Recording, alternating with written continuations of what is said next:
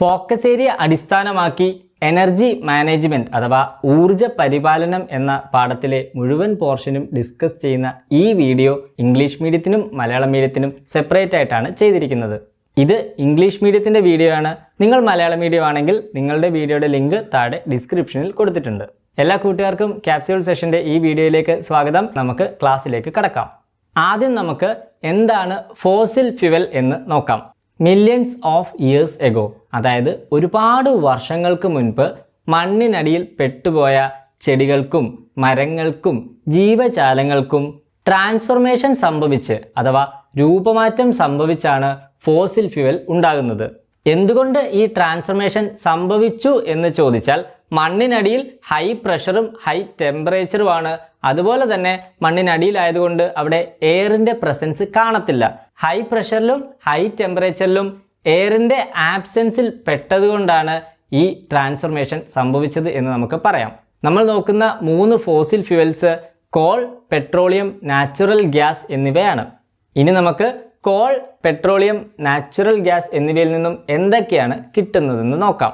കോളിനെ നമ്മൾ ഡിസ്റ്റിലേഷൻ ചെയ്യുകയാണെങ്കിൽ, അതും എയറിന്റെ ആബ്സെൻസിൽ, വായുവിന്റെ സാന്നിധ്യം ഇല്ലാതെ ഡിസ്റ്റിലേഷൻ ചെയ്യുകയാണെങ്കിൽ നമുക്ക് ammonia, coal gas, coal tar, coke എന്നിവ കിട്ടുന്നതായിരിക്കും. പെട്രോളിയത്തെ നമ്മൾ ഫ്രാക്ഷണൽ ഡിസ്റ്റിലേഷൻ ചെയ്യുകയാണെങ്കിൽ നമുക്ക് petrol, diesel, kerosene, petroleum gas, naphtha തുടങ്ങിയ വസ്തുക്കൾ കിട്ടുന്നതായിരിക്കും. നാച്ചുറൽ ഗ്യാസിനെ കംപ്രസ് ചെയ്താൽ കംപ്രസ്ഡ് നാച്ചുറൽ ഗ്യാസ് കിട്ടും. നാച്ചുറൽ ഗ്യാസിനെ ലിക്വിഫൈ ചെയ്താൽ ലിക്വിഫൈഡ് നാച്ചുറൽ ഗ്യാസ് കിട്ടും. ആദ്യം നമുക്ക് കോളിനെ പറ്റി നോക്കാം. ഭൂമിയിലുള്ള ഫോസിൽ ഫ്യൂവലുകളിൽ ഏറ്റവും കൂടുതൽ ഉള്ളത് കോൾ ആണ്. കോളിലെ പ്രധാന കമ്പോണന്റ് എന്താണെന്ന് ചോദിച്ചാൽ അത് കാർബൺ ആണ്. കോളിലെ ഈ കാർബണിന്റെ അളവനുസരിച്ച് നമുക്ക് കോളിനെ 4ആയിട്ട് തരംതിരിക്കാം. ഒന്ന് പീറ്റ്, മറ്റൊന്ന് ലിഗ്നൈറ്റ്, അടുത്തത് ആന്ത്രസൈറ്റ്, അടുത്തത് ബിറ്റ്യൂമിനസ് കോൾ. അടുത്തതായിട്ട് നമ്മൾ LPG യെ പറ്റിയാണ് നോക്കുന്നത്. LPGയുടെ full form liquefied petroleum gas എന്നാണ്. സോ പേരിൽ തന്നെയുണ്ട്, പെട്രോളിയം ഗ്യാസിനെ ലിക്വിഡാക്കി മാറ്റിയതാണ് LPG.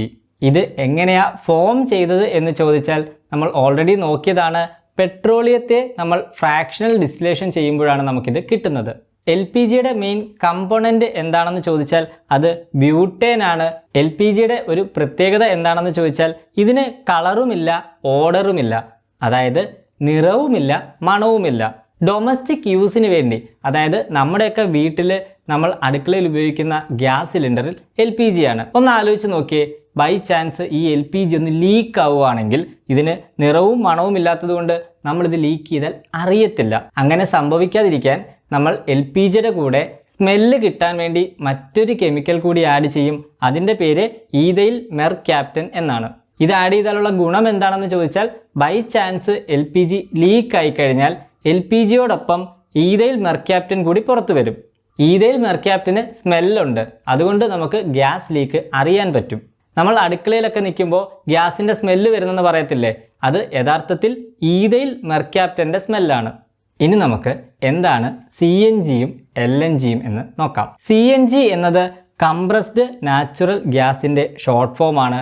അതുപോലെ LNG എന്നത് ലിക്വിഫൈഡ് നാച്ചുറൽ ഗ്യാസിൻ്റെ ഷോർട്ട് ഫോം ആണ്. ഇതിൻ്റെ പേര് സൂചിപ്പിക്കുന്നത് പോലെ തന്നെ ഇത് രണ്ടും നാച്ചുറൽ ഗ്യാസിൽ നിന്ന് നമുക്ക് കിട്ടുന്നതാണ്.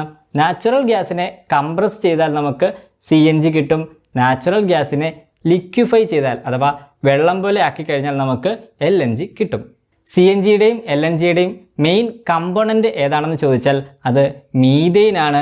നമ്മളിവിടെ LNG അഥവാ ലിക്വിഫൈഡ് നാച്ചുറൽ ഗ്യാസിൻ്റെ ഒരു പ്രത്യേകത എടുത്തു പറയുന്നുണ്ട്. അതായത് നാച്ചുറൽ ഗ്യാസിനെ ലിക്വിഡ് ആക്കി കഴിഞ്ഞാൽ നമുക്ക് ദൂരെ സ്ഥലങ്ങളിലേക്ക് ഈസി ആയിട്ട് ഇതിനെ ട്രാൻസ്പോർട്ട് ചെയ്യാൻ പറ്റും. അതായത് നമുക്ക് ദൂരോട്ട് കൊണ്ടുപോകണമെങ്കിൽ നാച്ചുറൽ ഗ്യാസിനെ ലിക്വിഫൈ ചെയ്ത് LNG ആക്കി കൊണ്ടുപോയാൽ മതി. ഇങ്ങനെ നമ്മൾ ഉദ്ദേശിച്ച സ്ഥലത്ത് എത്തിക്കഴിഞ്ഞാൽ വീണ്ടും ഇതിനെ അറ്റ്മോസ്ഫിയറിക് ടെമ്പറേച്ചറിൽ തന്നെ ഗ്യാസ് ആക്കി മാറ്റി പൈപ്പുകൾ വഴി വിതരണം ചെയ്യാൻ കഴിയും എന്നുള്ളതാണ് LNGയുടെ ഒരു പ്രത്യേകത. നമ്മൾ ഒരുവിധം എല്ലാവരും വീടുകളിൽ കുക്കിങ്ങിനായിട്ട് LPG ഉപയോഗിക്കുന്നവരാണ്. സോ അടുത്ത ടോപ്പിക്കിൽ നമ്മൾ നോക്കുന്നത് നമ്മൾ അറിഞ്ഞിരിക്കേണ്ട ചില കാര്യങ്ങളാണ്. ടോപ്പിക്കിൻ്റെ പേര് LPG ആൻഡ് സേഫ്റ്റി. എല്ലാ LPG സിലിണ്ടറിലും ഒരു എക്സ്പയറി ഡേറ്റ് കൊടുത്തിട്ടുണ്ടായിരിക്കും. നിങ്ങൾ വീട്ടിലെ LPG സിലിണ്ടർ നോക്കിയാൽ അതിൽ ഒരു 3 അക്കമുള്ള കോഡ് നിങ്ങൾക്ക് കാണാൻ പറ്റും. ഈ കോഡിൽ നിന്നും എങ്ങനെയാണ് നമ്മൾ എക്സ്പയറി ഡേറ്റ് കണ്ടുപിടിക്കുന്നത് എന്ന് നോക്കാം. ഈ കോഡിലെ അവസാനത്തെ 2 നമ്പറുകൾ വർഷത്തെയാണ് സൂചിപ്പിക്കുന്നത്. സോ 25 എന്ന് കണ്ടാൽ അതിൻ്റെ അർത്ഥം 2025 എന്ന വർഷമാണ് അവിടെ സൂചിപ്പിച്ചിരിക്കുന്നത് എന്നാണ്. ആദ്യമേ ഒരു ലെറ്റർ കൊടുത്തിട്ടുണ്ടല്ലോ, അത് മാസത്തെയാണ് സൂചിപ്പിക്കുന്നത്. LPG സിലിണ്ടറിൽ 4 ലെറ്ററുകളാണ് മാസത്തെ സൂചിപ്പിക്കാൻ കൊടുക്കുന്നത്. ഒന്ന് A, അടുത്തത് B, അടുത്തത് C, അടുത്തത് D. A എന്നത് ആദ്യത്തെ 3 മാസങ്ങളെ സൂചിപ്പിക്കുന്നു, B എന്നത് രണ്ടാമത്തെ 3 മാസങ്ങളെ സൂചിപ്പിക്കുന്നു, C എന്നത് മൂന്നാമത്തെ 3 മാസങ്ങളെ സൂചിപ്പിക്കുന്നു, D എന്നത് ലാസ്റ്റ് 3 മാസങ്ങളെ സൂചിപ്പിക്കുന്നു. സോ A എന്ന് കണ്ടാൽ അത് ജനുവരി, ഫെബ്രുവരി, മാർച്ച് എന്നതിലെ ലാസ്റ്റ് മാസം മാർച്ചിനെ സൂചിപ്പിക്കും. B എന്ന് കണ്ടാൽ ഏപ്രിൽ, മെയ്, ജൂൺ എന്നതിലെ ലാസ്റ്റ് മാസം ജൂണിനെ സൂചിപ്പിക്കും. C എന്ന് കണ്ടാൽ ജൂലൈ, ഓഗസ്റ്റ്, സെപ്റ്റംബർ എന്നതിലെ ലാസ്റ്റ് മാസമായ സെപ്റ്റംബറിനെ സൂചിപ്പിക്കും. D എന്ന് കണ്ടാൽ ഒക്ടോബർ, നവംബർ, ഡിസംബർ എന്നതിലെ ലാസ്റ്റ് മാസമായ ഡിസംബറിനെ സൂചിപ്പിക്കും. A എന്ന് കണ്ടാൽ ജനുവരി, ഫെബ്രുവരി, മാർച്ച് എന്നാണ്. മാർച്ചാണ് ലാസ്റ്റ് മാസം. സോ A25 എന്നുള്ള സിലിണ്ടറിൻ്റെ എക്സ്പയറി ഡേറ്റ് മാർച്ച് 2025 ആണ്. നിങ്ങളുടെ വീട്ടിൽ ഗ്യാസ് കൊണ്ടുവരുമ്പോൾ അതിൻ്റെ എക്സ്പയറി ഡേറ്റ് നിങ്ങൾ ചെക്ക് ചെയ്യണം. ചെക്ക് ചെയ്യുമ്പോൾ എക്സ്പയറി ഡേറ്റ് കഴിഞ്ഞ ഗ്യാസ് സിലിണ്ടറാണ് കൊണ്ടുവന്നിരിക്കുന്നതെങ്കിൽ അവരോട് അത് മാറ്റിത്തരാൻ ആവശ്യപ്പെടണം. കാരണം എക്സ്പയറി ഡേറ്റ് കഴിഞ്ഞ ഗ്യാസ് സിലിണ്ടർ ഉപയോഗിക്കുന്നത് സേഫ് അല്ല. മറ്റൊരു കാര്യം, LPGയുടെ സ്മെല്ലടിക്കുന്നുണ്ടെങ്കിൽ അതിൻ്റെ അർത്ഥം LPG 3% എയറിൽ എത്തിയിട്ടുണ്ടെന്നാണ്. 2% LPG എയറിൽ എത്തിയാൽ പോലും തീ പിടിക്കാൻ സാധ്യതയുണ്ട്.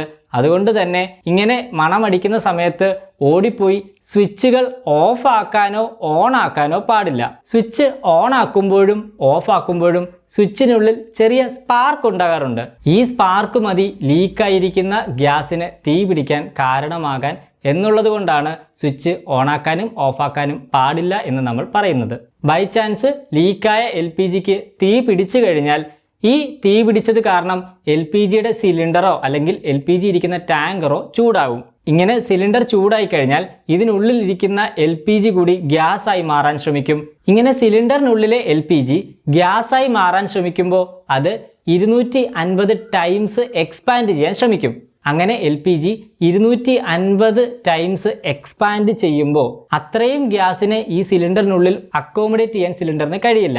അപ്പോൾ എന്ത് പറ്റും? സിലിണ്ടറിനുള്ളിലെ പ്രഷർ ഭയങ്കരമായിട്ട് കൂടുകയും സിലിണ്ടർ പൊട്ടിത്തെറിക്കുകയും ചെയ്യും. ഇങ്ങനെ എക്സ്പ്ലോഷൻ ഉണ്ടാകുന്നതിനെ ബ്ലെവി എന്നാണ് നമ്മൾ വിളിക്കുന്നത്. അതിൻ്റെ full form boiling liquid expanding vapour explosion എന്നാണ്. ഇതുമായിട്ട് ബന്ധപ്പെട്ട ഒരു ചോദ്യം, LPG ലീക്ക് ചെയ്യുമ്പോൾ എന്തുകൊണ്ടാണ് LPG ഉയർന്നു പൊങ്ങി അങ്ങ് പോവാതെ നമ്മളുടെ അന്തരീക്ഷത്തിൽ താഴെ തന്നെ തങ്ങി നിൽക്കുന്നത് എന്നാണ്. ഇതിൻ്റെ ഉത്തരം LPGക്ക് എയറിനെക്കാട്ടിൽ ഡെൻസിറ്റി കൂടുതലാണ്. ഡെൻസിറ്റി കൂടുതലായതുകൊണ്ട് LPG എപ്പോഴും അറ്റ്മോസ്ഫിയറിൽ താഴെ തന്നെ തങ്ങി നിൽക്കാൻ ശ്രമിക്കുന്നതായിരിക്കും. അടുത്ത ചോദ്യം, ഗ്യാസ് ലീക്ക് ഉണ്ടാകുമ്പോൾ ജനലും വാതിലും തുറന്നിടണം എന്ന് പറയുന്നത് എന്തുകൊണ്ടാണ്? ഇതിൻ്റെ ഉത്തരം നമ്മൾ ഓൾറെഡി പറഞ്ഞ പോലെ ഗ്യാസിന് എയറിനെക്കാട്ടിൽ ഡെൻസിറ്റി കൂടുതലാണ്. അതുകൊണ്ട് ഗ്യാസ് ലീക്ക് ഉണ്ടാകുമ്പോൾ ഗ്യാസ് റൂമിൻ്റെ താഴെ തങ്ങി നിൽക്കും. ഈ തങ്ങി നിൽക്കുന്ന ഗ്യാസ് എത്രയും പെട്ടെന്ന് വെളിയിൽ കൊണ്ടുപോകാൻ നമ്മൾ ഫാനും ഒന്നും ഇടാൻ പറ്റില്ല. കാരണം ഫാനോ മറ്റോ ഓൺ ആക്കുമ്പോൾ അവിടെ ഉണ്ടാകുന്ന ചെറിയൊരു സ്പാർക്ക് പോലും ഈ ഗ്യാസ് തീ പിടിക്കാൻ കാരണമായേക്കാം. അങ്ങനെയുള്ളപ്പോൾ ഗ്യാസിനെ പുറത്തു കളയാനുള്ള ഏറ്റവും സേഫായിട്ടുള്ള മാർഗം ജനലുകളും വാതിലുകളും തുറന്നിടുക എന്നുള്ളതാണ്. അടുത്ത ചോദ്യം, എന്തൊക്കെ പ്രിക്കോഷൻസ് എടുത്താൽ അഥവാ എന്തൊക്കെ സുരക്ഷാ മുൻകരുതലുകൾ എടുത്തു കഴിഞ്ഞാൽ നമുക്ക് ഗ്യാസ് ലീക്കേജ് മൂലമുള്ള ആക്സിഡന്റ് ഒഴിവാക്കാം എന്നാണ്. നമ്മൾ സിലിണ്ടറിൽ നിന്നും ഗ്യാസ് സ്റ്റൗവിലേക്ക് കണക്ട് ചെയ്യുന്ന റബ്ബർ ട്യൂബ് ഇടയ്ക്കിടയ്ക്ക് പരിശോധിച്ച് അതിൽ ലീക്കേജ് ഇല്ല എന്ന് ഉറപ്പുവരുത്തണം. റെഗുലേറ്റർ ഓൺ ആക്കിയതിന് ശേഷം മാത്രമേ സ്റ്റൗവിൻ്റെ നോബ് ഓൺ ആക്കാവൂ. എപ്പോഴും LPG സിലിണ്ടർ ഓതറൈസ്ഡ് ഗ്യാസ് ഏജൻസിയിൽ നിന്ന് തന്നെ വാങ്ങുക. സിലിണ്ടറിൻ്റെ അടുത്ത് തീ പിടിക്കാൻ സാധ്യതയുള്ള വസ്തുക്കൾ വെക്കുന്നത് ഒഴിവാക്കുക. എന്തെങ്കിലും കാരണവശാൽ ഗ്യാസ് ലീക്ക് ഉണ്ടാവുകയോ അല്ലെങ്കിൽ ഗ്യാസിന് തീ പിടിക്കുകയോ ചെയ്തു കഴിഞ്ഞാൽ എന്ത് ചെയ്യണം എന്നാണ് അടുത്ത ചോദ്യം. ഗ്യാസ് ലീക്ക് ഉണ്ടെന്ന് ഉറപ്പായി കഴിഞ്ഞാൽ ഉടനെ തന്നെ വീടിൻ്റെ പുറത്തുപോയി മെയിൻ സ്വിച്ച് ഓഫ് ചെയ്ത് വീട്ടിലേക്കുള്ള പവർ സപ്ലൈ ഓഫായി എന്ന് ഉറപ്പുവരുത്തുക. പവർ സപ്ലൈ ഓഫ് ആക്കിയതിന് ശേഷം ഗ്യാസ് സിലിണ്ടറിൽ നിന്നും റെഗുലേറ്റർ ഊരി മാറ്റിയിട്ട് സിലിണ്ടർ ഒരു തുറസായ സ്ഥലത്തേക്ക് മാറ്റാൻ ശ്രമിക്കുക. അതേസമയം ജനലുകളും വാതിലുകളും തുറന്നിടുക ലീക്കായ ഗ്യാസിന് പുറത്തു പോകാൻ അത് സഹായിക്കും. ഇതൊക്കെ ചെയ്യുമ്പോൾ അതിനോടൊപ്പം തന്നെ നമ്മളോ അല്ലെങ്കിൽ നമ്മുടെ കൂടെയുള്ള ആരെങ്കിലും കൊണ്ടോ ഫയർഫോഴ്സിന്റെ ടോൾ ഫ്രീ നമ്പറായ 101 വിളിച്ച് കാര്യം അറിയിക്കുക. ഫയർഫോഴ്സിൽ നിന്നും ട്രെയിനിങ് ലഭിച്ച റെസ്ക്യൂ ഓപ്പറേറ്റർ, അതായത് പരിശീലനം ലഭിച്ച രക്ഷാപ്രവർത്തകൻ വന്ന് ഗ്യാസ് സിലിണ്ടറിന്റെ മുകൾ ഭാഗം ഒരു നനഞ്ഞ ചാക്ക് കൊണ്ട് മൂടുന്നതായിരിക്കും. നനഞ്ഞ ചാക്ക് കൊണ്ട് മൂടുമ്പോൾ സിലിണ്ടറിൽ നിന്നും പുറത്ത് ലീക്കായി വരുന്ന ഗ്യാസിന് ഓക്സിജനുമായിട്ടുള്ള കോണ്ടാക്ട് നഷ്ടപ്പെടുകയും അതുവഴി തീ കെടുകയും ചെയ്യും. തീപിടുത്തം ഉണ്ടാകുന്നത് ഒരു ഫ്ലാറ്റിലോ മറ്റോ ആണെങ്കിൽ ഒരു കാരണവശാലും ലിഫ്റ്റ് വഴി രക്ഷപ്പെടാൻ ശ്രമിക്കരുത്. പകരം നമ്മൾ സ്റ്റെയർ കേസ് ഉപയോഗിക്കണം. അതുപോലെ ഫ്ലാറ്റിലൊക്കെ ആണെങ്കിൽ തീപിടുത്തം ഉണ്ടാകുമ്പോൾ അവിടെ പുക തങ്ങി നിൽക്കാൻ സാധ്യതയുണ്ട്. അതൊക്കെ നമ്മൾ ശ്വസിക്കാതെ ഒരു മാസ്കോ വല്ല ഇട്ടുകൊണ്ട് വേണം നമ്മൾ രക്ഷപ്പെടാൻ ശ്രമിക്കേണ്ടത്. ഇനി നമ്മൾ നോക്കുന്നത് എന്താണ് ഗ്രീൻ എനർജിയും ബ്രൗൺ എനർജിയും എന്നാണ്. Energy produced from natural sources that does not cause എൻവയോൺമെന്റൽ പൊല്യൂഷൻ ആണ് ഗ്രീൻ എനർജി. അതായത് എൻവയോൺമെന്റ് പൊല്യൂഷൻ ഉണ്ടാക്കാത്ത നാച്ചുറൽ സോഴ്സിൽ നിന്നും ഉണ്ടാക്കുന്ന എനർജികളെയെല്ലാം നമുക്ക് എന്ത് വിളിക്കാം? ഗ്രീൻ എനർജി എന്ന് വിളിക്കാം. റിന്യൂവബിൾ സോഴ്സസിൽ നിന്നുള്ള എല്ലാ എനർജിയും ഗ്രീൻ എനർജിയാണ്. അതുപോലെ തന്നെ ഗ്രീൻ എനർജിയെ നമ്മൾ ക്ലീൻ എനർജി എന്നും വിളിക്കാറുണ്ട്. ഗ്രീൻ എനർജിയുടെ എക്സാമ്പിൾസ് ഏതൊക്കെയാണെന്ന് ചോദിച്ചാൽ solar energy, wind energy, tidal energy എന്നിവയൊക്കെയാണ്. ഇതെല്ലാം തന്നെ റിന്യൂവബിൾ സോഴ്സുകളാണ് എന്ന് ഓർത്തിരുന്നാൽ മതി.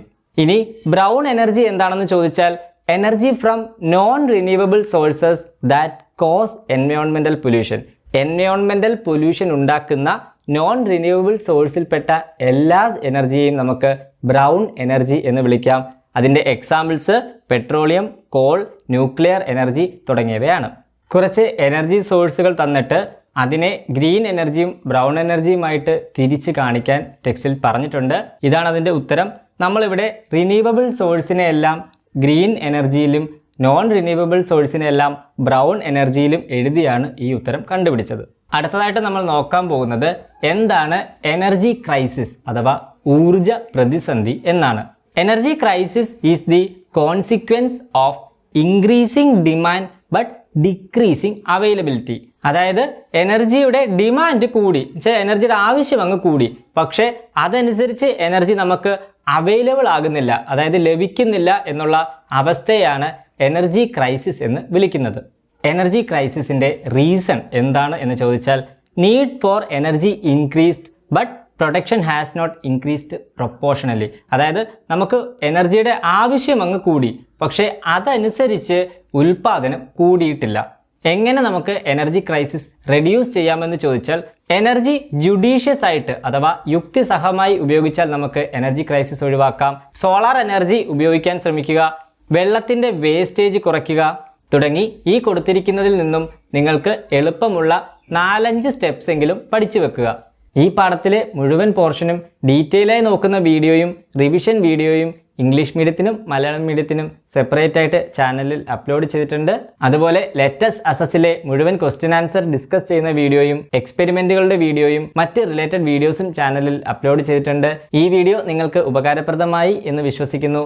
ഉപകാരപ്രദമായെങ്കിൽ വീഡിയോ നിങ്ങളുടെ കൂട്ടുകാർ കൂടി ഷെയർ ചെയ്യാനും ചാനൽ സബ്സ്ക്രൈബ് ചെയ്യാനും മറക്കരുത്. അടുത്ത വീഡിയോയിൽ കാണാം.